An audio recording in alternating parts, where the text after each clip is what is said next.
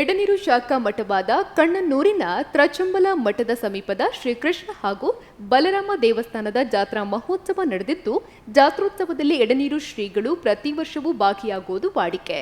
ಅದರಂತೆ ಈ ವರ್ಷವೂ ಜಾತ್ರಾ ಮಹೋತ್ಸವದಲ್ಲಿ ಎಡನೀರು ಮಠದ ಪರಮಪೂಜ್ಯ ಜಗದ್ಗುರು ಶ್ರೀ ಶಂಕರಾಚಾರ್ಯ ಶ್ರೀ ಶ್ರೀ ಸಚ್ಚಿದಾನಂದ ಭಾರತಿ ಶ್ರೀಗಳು ಉತ್ಸವದಲ್ಲಿ ಭಾಗಿಯಾಗಿದ್ದರು.